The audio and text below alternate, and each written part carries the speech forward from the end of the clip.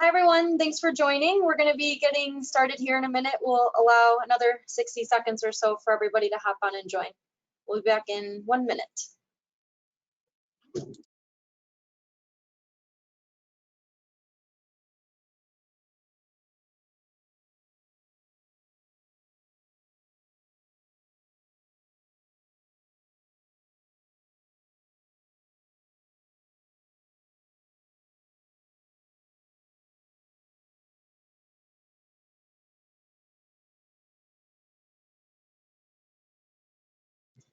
Hi everyone, happy Friday, and thanks for joining us for our special keynote session today covering artificial intelligence, machine learning, and IoT.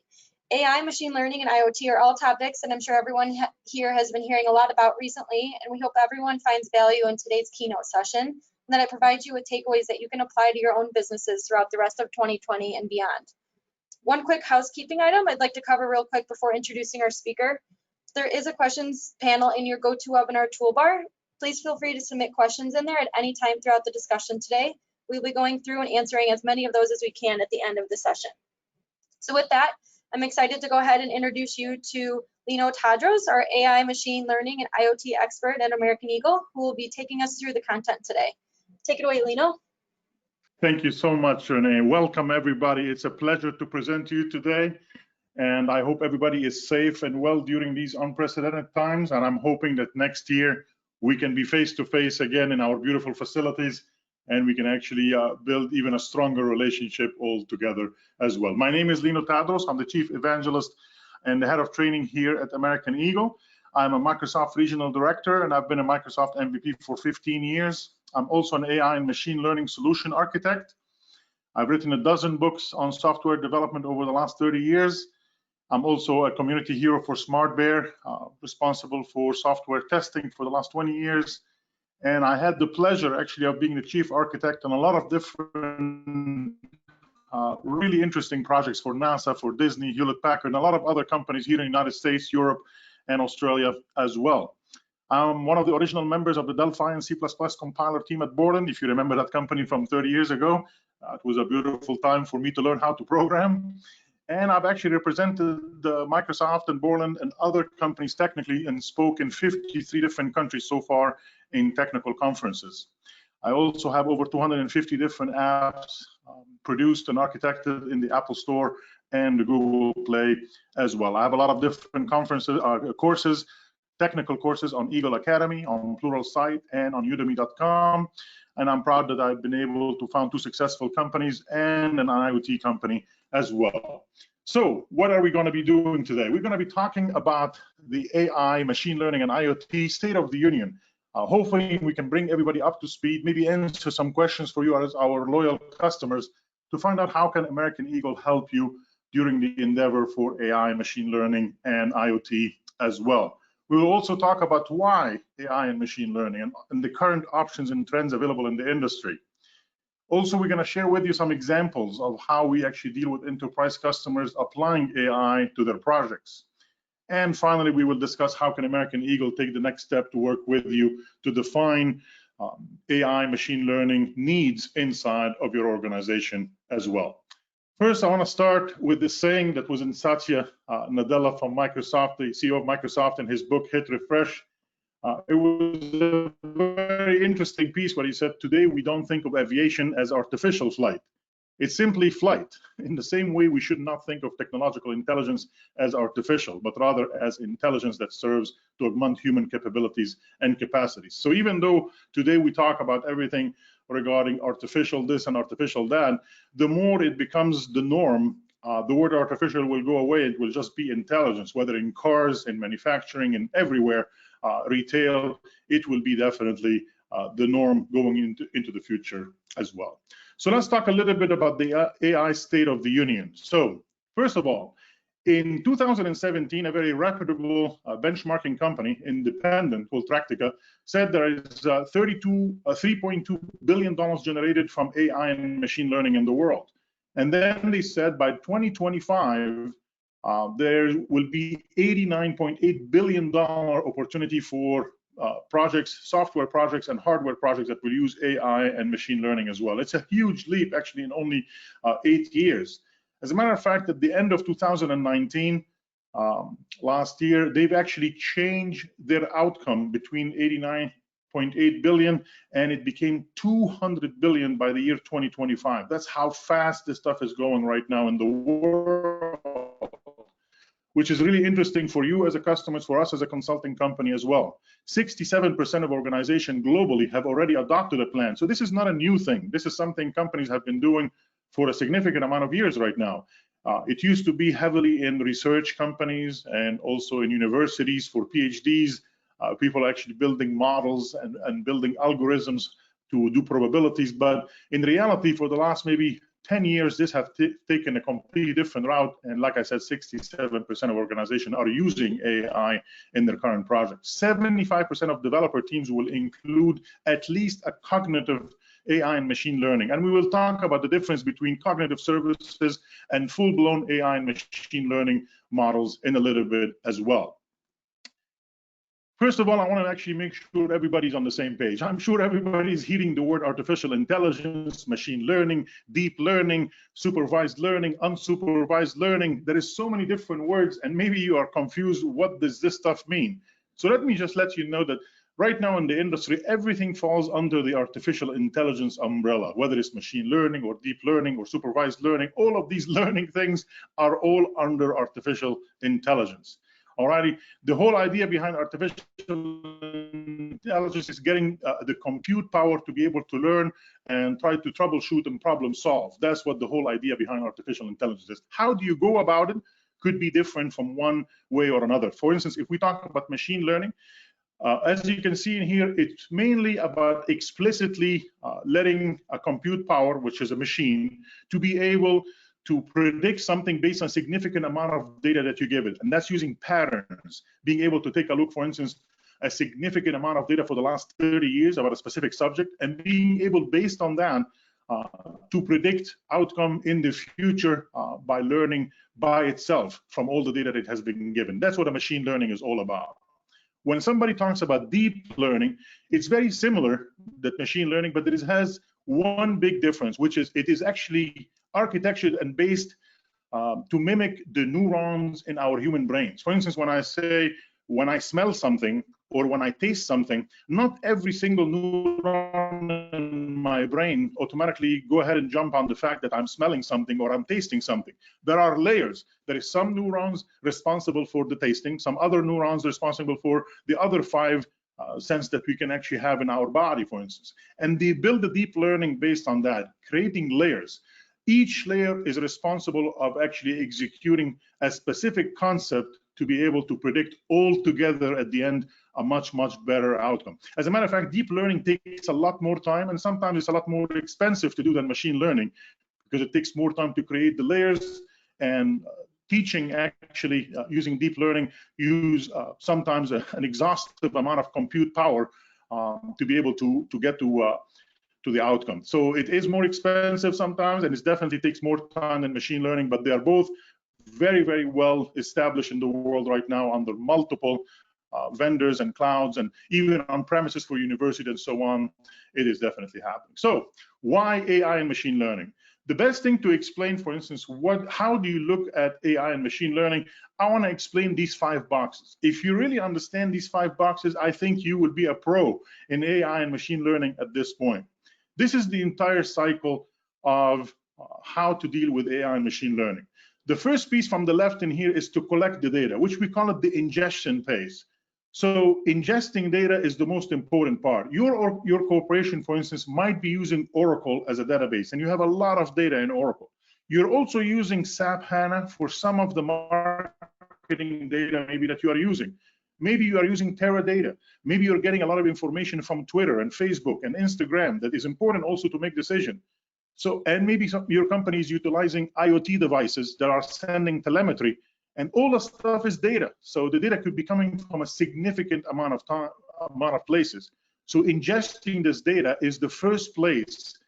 Good data will affect the entire AI and machine learning. Having bad data, of course, you cannot give it bad data and expect the system to give you good prediction and good AI and machine learning. So you have to make sure that first thing to do is to ingest the data that you need to bring in from all sources. It could be SQL servers, it could be Oracle, it could be Parquet files, CSV files, streams from Twitter. All these things could be coming in here as ingested data. Alrighty. The next piece is not all the data that you're going to be bringing in is good data. So it's extremely important to have a data scientist being able to sit in here and take a look at all the data and make sure to eliminate all bad data. For instance, columns that are missing values or null values that are throwing off the model because these data is not there. So you will need to find out how you're going to deal with missing data or bad data in your collected petabytes worth of data. This is not going to be like a 10, 15 gigabytes like we are used to. No, this is petabytes. Every petabyte has 1,000 gigabytes in it. So this is a significant amount of data, probably accumulated over 20 or 30 years. And that is what the machine learning needs, a significant amount of data to do good predictions. You cannot just give a model, for instance, in machine learning, the last 6 months data that you collected from something and expect the model to be productive. No, we need a lot more data than that to make sure to see the patterns over the years and make sure to have a much, much better prediction. So the preparation of the data is very important. So now we have the two most important pieces of the puzzle, the getting the data, the ingestions, and the preparation of the data. Now we have some data that we can work with. That means now a data engineer and a data scientist will be able to choose the algorithms that we can actually use to be able to make a prediction or to be able to find out an anomaly detection or any clustering, for instance, in your models right in here in the middle. Usually the way this is done, we usually split the data. So if let's say, for instance, I have a petabyte of data, huge amount of data, I will split it 70-30, like 70%, 30%, or sometimes we do 60-40 or 50-50 if you want to, depending on the size of the data. And what I will do is that once I pick up my model, I will use only the 70% of the data to train the model with it. So that when I evaluate the model later on, I will not use the same data. Otherwise, I've already seen this data. The model will be biased against that. So I'm going to use the other 30% maybe to evaluate the model. So the only thing you'll have to concentrate on is to tell the system, what are you trying to predict? Are you trying to predict the delay of a flight? Are you trying to predict the availability of inventory? Are you trying to predict whether a device in manufacturing is good to move forward or it needs to be discarded? All of these things are things that you'll have to decide on. What exactly are you trying to predict? Once the model knows what you are trying to predict, you will have choices maybe between 4, 5, or 6 different models that you can actually try all of them to see which one will give you the best outcome in the preparation of that training of the data. So maybe in your mind will say, I want the prediction to always be 80% or better, or let's say 75% or better. If it's 60 or 62%, we probably did not get the right model yet. So we need to keep trying other algorithms and other models to be able to get to what we want. Maybe we need to do deep tree, deep forest, a lot of different ways until we get the model that we feel very comfortable with. And once we are comfortable with the model, and that's the job of a data scientist at this point, we will go ahead and try 30% of the data to evaluate the model. And if all the majority of the 30% of the data is over 75%, for instance, that means we have a good model. And now we can actually get live data on the fly to do the prediction on the fly. After you do the training and the evaluation of the model, the last part is you will deploy that model.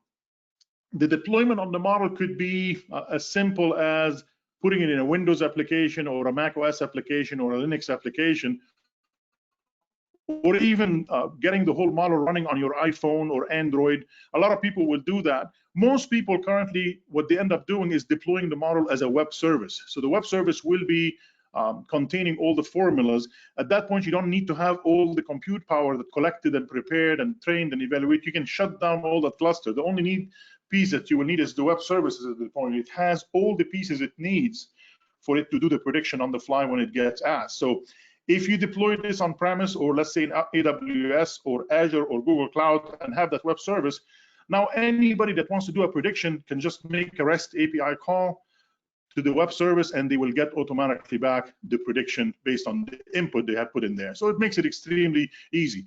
What happens about this arrow right there? This arrow means that sometimes the model that is being deployed will work maybe for 6 months, for a year, for 2 years, but at some point it's going to start failing because something changes in the data, right? That means maybe if I'm trying to predict the delay of an airline, whether it's going to be over 15 minutes or more delay based on a specific journey from airport to airport, and also based on the date and time and so on. So if I'm going to say I'm going to go, for instance, next week to Seattle at 8 o'clock in the morning, I want to find out if there is a possibility that my flight will be delayed by 15 minutes.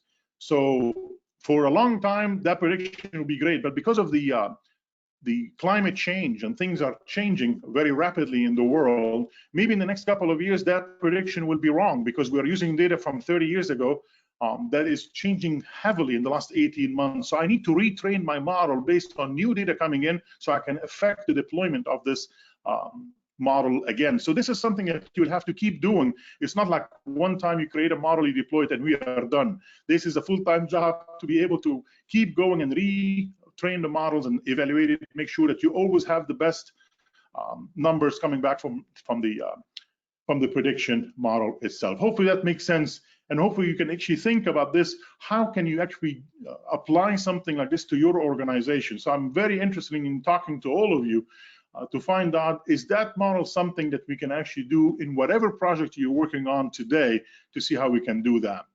Also, I'm going to be putting under each and every single one of these boxes how American Eagle can help you with that. Even the ingestions of the data, that's usually writing some code to be able to get the data from SAP, from HANA, from Teradata, from Oracle, and even the streams coming in from Twitter and Instagram and Facebook and all of these other guys. And IoT, we will be able to write the code to be able to bring you all that stuff in as well. And even sometimes now in the public clouds like AWS and Azure and Google Cloud and others, they have visual ways to be able to automatically create connectors to get you all this data and ingest all this data in the system as well.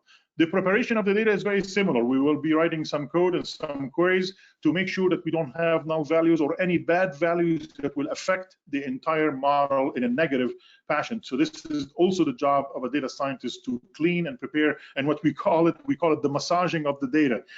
So this is what we will do in here to make sure that we're starting the model with clean data to do that. Also, for the training of the model, our American Eagle architects in here will be able to come up with 5 or 6 different models that we would like to experiment with based on what we are trying to predict for you. And we will write some code in notebooks. For instance, we can write them in Python, in Scala, or in R to be able to use these notebooks, and we can put them inside of a CI/CD for pipelines to be able to rerun the same exact pipeline based on new data when it comes in, so we don't have to duplicate that effort again. The evaluation, again, that's a continuation of the training. We will write some code to be able to use exactly the same model, but with a split data, like the 30% that I mentioned, to be able to do some math and make sure the prediction is in a good percentage that we can accept. And finally, we will use DevOps. Again, if you're using AWS or Azure or Google, or even if you want to do it yourself on your own servers, we can definitely help you with the DevOps to be able to do the deployment, whether in Kubernetes or ACI or any other orchestration system, to be able to do that automatically as well. So the question now that you probably want to ask is that actually the flow we're going to do for every single AI and machine learning project? And not every machine learning model needs to be trained, at least by you. So it actually can be very much easier to start getting your feet wet pretty much with AI and machine learning. So I'm going to actually explain this graph in here. It's extremely important, and feel free to put some questions in. I'll be more than happy to answer it for you. If you start from the left side of this graph in here, there is something called cognitive services. So if your company, for instance, would like to get their feet wet inside of the AI and machine learning, they don't have to dive all the way to the right side of the screen where everything is custom, their own data, your own models, and so on. No, we can actually start really quickly by using services that other people have created. For instance, if you take a look at AWS from Amazon, or Azure from Microsoft, or Google, GCP, all of these guys have actually created models, and they have their own data to train these models. You have the ability to just make calls into these cognitive services. Give you an example, for instance, like the Vision API. Again, Google, AWS, and Azure all have these things. So if I can actually give a picture of somebody, the cognitive services can give you a lot of predictions automatically about that face. Can tell you if it's happy or if it's angry or if it's sad. Also can tell you the gender. It can actually try to predict also the age of the person. It can actually do a lot of predictions on that picture. That's, if you think about it, that's pretty much what happens when all of us are flying, coming back to the United States, for instance, from international flight, and they take your pictures in immigration. That actually is hooked up to an Azure system. I'm very familiar with it, to be able to run that against petabytes worth of data in Azure, to be able to find out if that picture of yours that we've been taking live matches any on the CIA or FBI watch list, or have any issues. And if there is any concern at all, it will have to be passed to somebody, an officer in the immigration in the airport, for instance, to have more detailed conversation with you, and so on and so forth. But again, these things happen in less than 15 seconds, for instance, in the airport, but it's going against petabytes worth of data automatically.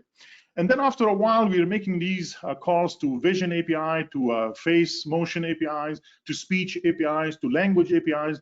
We don't have to do anything as far as training or models or anything. This is already done for you. So it's extremely easy for us to get you AI and machine learning built into your next project without actually doing all the data scientist efforts and data and models and so on.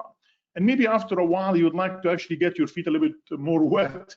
Maybe you want to use a model built by maybe AWS or Azure or Google, but you have your own data that you would like to really teach that model with.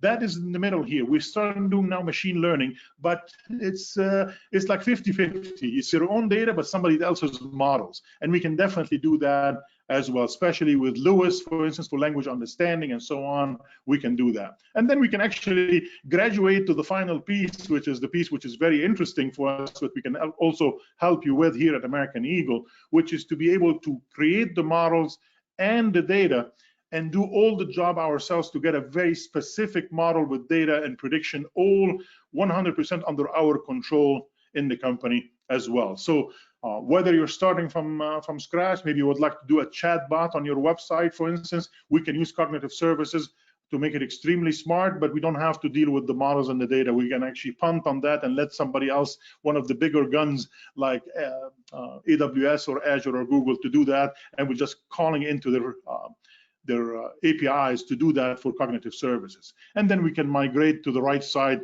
to get it more complicated and more fun and more power with time, if you'd like as well. This is a screen to show you what's available as far as cognitive services. These are the ones that are very easy to call into. You don't have to worry about models and data. It's already done for you. Like vision, anything that has to do with emotion, face, video indexes, speech recognition, language, for instance, like language understanding, like Lewis, which is a very famous way of doing the translation and linguistic analytics, for instance. The knowledge base, for instance, if you would like to do knowledge exploration, recommendation. Q&A Maker is a product from Microsoft on Azure that you can actually teach the system about all the questions that you can get using a bot, for instance. So if I want to create, for instance, an artificial intelligence bot on my website, you're probably going to use these two services, languages and knowledge, both together. You might even be adding search for it to do auto suggestions, image search, news search, all of these things. These are easy to implement, believe it or not, because you are not writing the models, or you're not developing the models, or teaching the model with your own data. This has already been done for you. It's just API calls. So we would love to talk to you. If you would like to add any of these capabilities into your current application, the entry level will be very easy. Doesn't matter whether you want to use AWS or Google or Microsoft Azure. All of them have very similar services, as you can see in here. This is an example, for instance, for a chat application. You see on the left side, whether you're using an Android or an iPhone or a desktop, you're trying to do a messaging with somebody, like, for instance, the Facebook Messenger application. So the left side, somebody's sending a message. On the right side is somebody receiving this message, alrighty?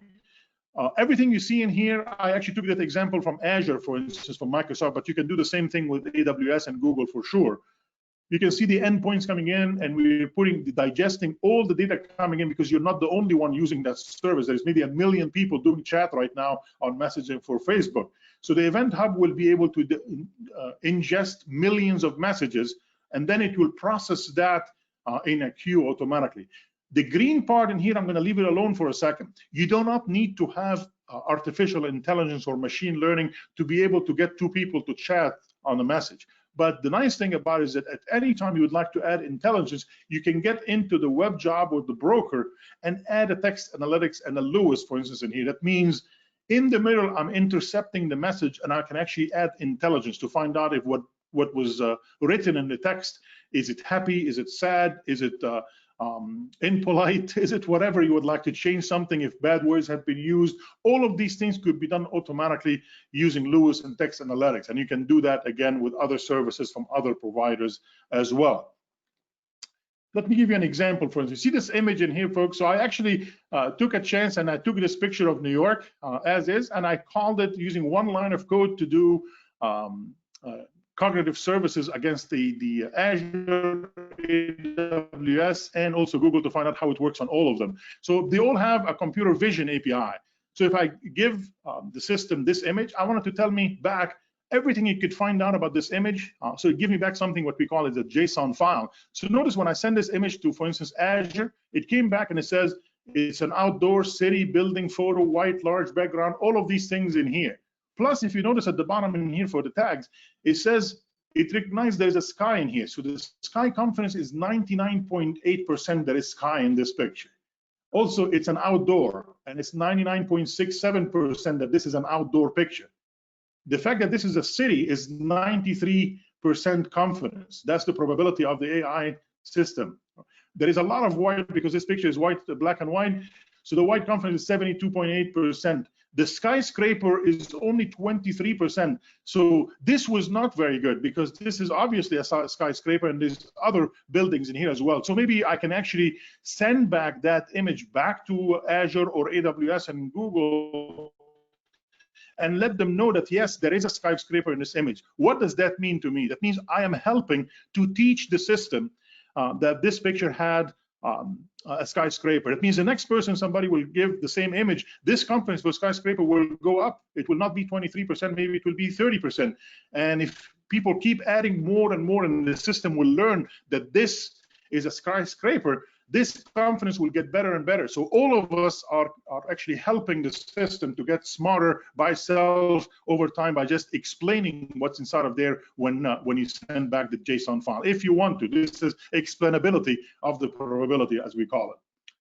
All right, this is an intelligent album, for instance. Again, somebody on their laptop, they could go and save their data and image somewhere in storage, whether it's in Azure or Google or in here I'm using Azure, for instance, or AWS, or you can actually save it on your website as a photo album on the website, and maybe you're using an album bot to be able to do that. Notice I actually included artificial intelligence right here in the middle using an Azure function. You can also do it with a Lambda function in AWS that will get the face API and the vision API to be able to make prediction about the content of the picture automatically. I can save that in my database later on, and so on. All of these things have been going on for years, and people have been using this technology for doing that as well. Okay, so, but what if you really need to work with your own data to create a model? No problem. All these big guns like the Microsoft Azure, the AWS, and the Google Cloud, GCP, and all these guys, they have heavily AI and machine learning capabilities at this point where you can actually do it visually. You can do AutoML. That means you do not even need to write any code. It will actually try to do prediction just by picking the prediction columns that you're interested in your data set, and that's it. It will do all the job. It will even pick the correct 5 or 6 or even 10 different algorithms that will need to run to make this happen. And they have these great tools, for instance, where you can write, as you can see here, Python or Scala or R to be able to manipulate the models and try different models and see which one will give you the best outcome. And this is something we definitely can help you with here also at American Eagle, choosing the right cloud for the job, choosing the right models, and being able to digest all the data to get you to exactly where you want to be, for instance, for AI and machine learning. So what are the options and the trends? So notice there is a lot of different clouds out there. Of course, Azure and AWS are eating everybody's lunch right now. That's why I have them in a bigger size than the others. Google Cloud is a distant third right now, but again, it's very viable. It's Google, so it's definitely going to keep growing as well. But right now, Azure and AWS are pretty much pretty far ahead of everybody else. Oracle Cloud, Larry is doing very hard to actually get to the point where they can compete in that world, and they have their own customers for decades now, so they're counting on creating their own cloud for them. IBM Cloud is great with AI for Watson. They have their own customers for eternity, so that will always be customers that will only go with IBM. So we can help you with all of them. And there is others, of course, other companies that are creating their own clouds and so on. Remember also that companies like Salesforce and Adobe and Apple, where are they from the cloud? For instance, Salesforce decided to go 100% Azure. So they didn't create their own cloud, but Salesforce is putting everything they have in Azure. It's one of Azure's biggest customers, spending millions and millions, if not billions of dollars a year on their infrastructure in Azure itself. If you take a look at Adobe, Adobe also made the decision to go with Azure. If you take a look at Apple, people ask sometimes the core ML that Apple came up with, but Apple does not have its own cloud. So if you do some investigation, you will find out in 2011, Apple actually saved all its iCloud data in Azure as well. And then in 2014, they split it between Azure and AWS because they didn't want to put everything in the same box kind of thing. And as of 2 years ago, they dropped Azure, and now it's AWS and Google Cloud because of political reasons. But again, these are the ones that most people are actually using right now, especially the two at the top are probably the strongest as far as features, especially for AI and machine learning. All right. So let's spend a few minutes also to talk about how enterprise customers are applying AI right now. I have 3 examples. So we have our architects here in the company American Eagle that were involved with some of these projects. So I'll give you an example, for instance, so you can have a better understanding. KPMG is one of the biggest companies in the world, and their office is here in New York. What happened is that they buy in bulk mortgage folders. So it means KPMG will say, I'll buy, for instance, 100,000 mortgage applications, okay? And then they will have to go through them. So they have a small army to be able to go through all these folders. So somebody will be an expert in mortgage application and will open a folder and will find out, for instance, about your credit history, about your pay stub, about your last 2 years of tax returns, about so much stuff inside of that folder to be able to make a decision. That used to take between 6 and 7 days. Unbelievable, I know, but especially when you have these hundreds of thousands of mortgage loans and so on. But it used to take 6 to 7 days to be able to come up with a decision for KPMG. So what KPMG tried to do is try to create an artificial intelligence and machine learning model that will look into the last 30 years of mortgage applications. That is millions, probably, of different accounts, and being able to learn from the patterns. How did some of them get rejected, and how did some of them get approved, and based on what? So I worked on that project, for instance, to be able to create a model and run all the petabytes worth of data to make sure that the system understands and learns how to be able to approve that. The only thing I had to make a decision on is the prediction. I said any file that goes over 75% of approval, it will be automatically accepted. Anything below 75% as a prediction approval, it would be a rejected mortgage loan, for instance. Right now, instead of 6 or 7 days, this entire thing takes 2 minutes to make the decisions. And sometimes, if the prediction is, let's say, it's below 75%, like 73 or 74%, it is too close. It will automatically move it to a human being to be able to make the final decision. But if you're 75 or above, we're done. And if you are 50 or 55% or 60, you are also done. You're going to be rejected. But if it's too close to the 75%, it will pass automatically into a bucket that a human being will take a final look to make the decision on it as well. Does that make sense? That project uses heavily pattern recognition, deep learning, and machine learning as well to make all that stuff out. It saved KPMG huge amount of millions of dollars to be able to make these decisions in less than 2 minutes instead of 6 to 7 days that they have been used to in previous eras. Another one is the Port Authority in New York, for instance. This is a project that I was involved with that was a lot of fun. Instead of actually, we did this experiment, by the way, on 200 buses in New York and Manhattan.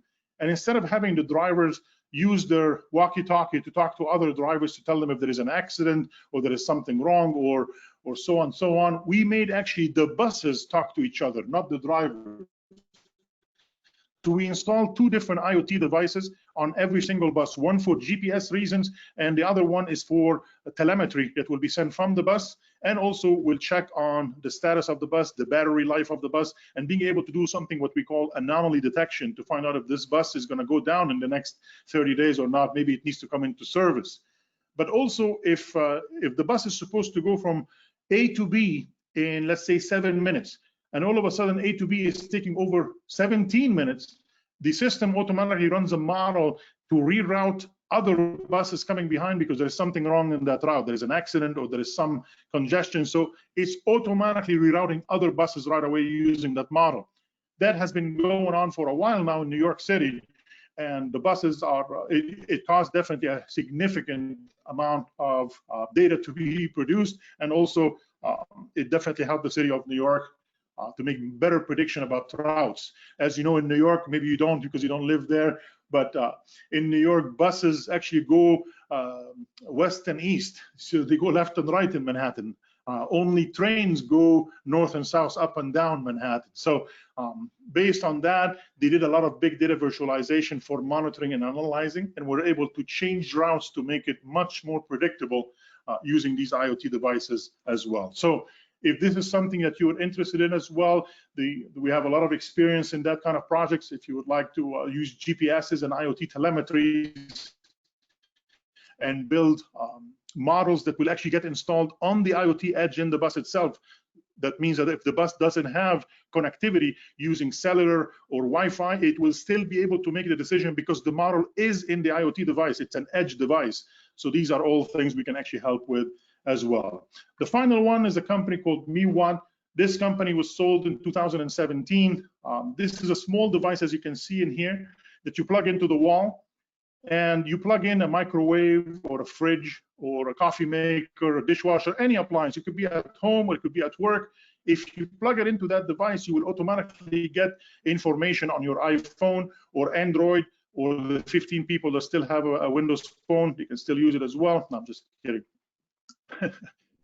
And what you can see in here, it will know from your phone, for instance, where you are, whether you're in California or New York or Florida, Chicago, wherever you are. It will tell you based on where you are, this is how much electricity you are using, for instance, for your fridge, and this is how much you would be paying per month based on who the company is that is in Chicago or New York or Los Angeles and so on and so forth. The nice thing about this, it has AI and machine learning built into it as well, because if you choose to share with us what kind of fridge that is, let's say this is a GE fridge model 350, for instance, and there is over 1,000 people around the world using exactly the same fridge without getting any PII information from you. That means we do not want to violate any GDPR or anything like that. We just need to know that this machine is sending this telemetry. We can actually give you a recommendation based on the model, letting you know that there might be something wrong with your fridge because you are using 20% more electricity than all the other people using the same exact fridge. And that's probably because your filter is dirty or there is some maintenance that you need to do on the fridge. So we can do that on any device that actually is hooked up to these little outlets in there. Does that make sense? So again, we were using Xamarin, for instance, in here to build the application for iOS and Android. We also manufactured in China the device, and the whole device was costing less than $3.50 to build this with all the technology and all the particle bits and everything inside of it. So it was a great project to work on as well. So these are the kind of things that we can definitely help you with here at American Eagle as well. So what can we go from here to actually be able to do that for you? First of all, we would love to engage with your team to establish the need for AI and machine learning. Maybe you were thinking about it. Maybe you already have a need for one of your projects. Like, we could actually probably add AI and machine learning into that project. We would love to actually discuss it with you. We would love to find out the feasibility and maybe create a small POC for you to prove the point that this will add a lot of value for your product as well. We will also can provide architecture overview, the blueprints on incorporating AI in your next project. We will be more than happy to do that as well. And I know AI and machine learning moves very fast, especially with IoT and so on. We would love to train your technical team on the latest for AI and machine learning on whichever cloud they choose, whether it's AWS, Google Cloud, or Azure as well. Finally, even if you do not have the resources to do it yourself, we will be more than happy to do the full implementation of your next intelligent analytics project in any cloud, and we can give you a recommendation as well for that. One of the things we would like to announce today is that we are building the Americaneagle.com AI Practice Development Workshop. This is a 2-day workshop. What we will do using these 2 days, we'll do assessment for the current state of your project, envision solution design, economic P&L model assessment. We'll do the design go-to-market approach, and then on day 2, we will do understanding of the AI maturity model for your project, for your product, conduct an envisioning session, design a customer POC, and document learnings and approach and give you that full report after these 2 days. So this could be a very much worth it, a workshop for your company to be able to get an understanding of what would it take to add the AI maturity to your product at this point. So this is a service we are definitely announcing today that we can do for our customers as well. I know we went very fast, but I hope you enjoyed this 40 minutes with me. It has been a pleasure for me, and I would love to hear from you. Maybe we can start by getting some questions from you. I wish you the best, and we'll go ahead and open it up for question now, Renee, if you'd like. Perfect, thanks, Lino. So yeah, we have a few questions here that we'll jump right into. First one being, do we have to have data scientists on staff to do AI and machine learning? That's an excellent question, but remember, like I said, depending where you're jumping in, are you jumping in from the left side, which is cognitive services? That means no, you do not need to have any data scientists on the team. You just need developers that know how to make the calls into these cognitive services. If you're trying to create your own models and your own data, which is on the right side of the spectrum, yes, you probably need to have access to data engineers and data scientists. Maybe you don't have to have them yourself, but with your partnership with American Eagle, we can supply that piece. We can definitely bring in our data scientists and data engineers to do that piece about the ingestions and the preparations and the models. You can bring in the internal knowledge about the product and the industry that you're bringing in, but we can do all the other work as well. Does that make sense? Great, thank you. Another one is, if we want to engage with American Eagle, where do we start? Excellent question. So one of the things that I just ended with is that we have these 2-day workbench. We can actually sit down together. I wish there was a different time where we can actually visit you, or you can visit us, and we can actually spend these couple of days together. But until, unfortunately, this dark area of the world actually passes us, we will need to do this online for right now. But I don't think it would be a problem. We actually have all the tools with whiteboards and everything that we can do this online to be able to discuss this for a full couple of days and give you a full report on that. So I would really like you to really consider that 2-day session. It might actually be very valuable for your company to find out the viability of actually being able to include AI and machine learning in your next project. Perfect. A couple more here. What size of an opportunity does it need to be to get into AI and machine learning?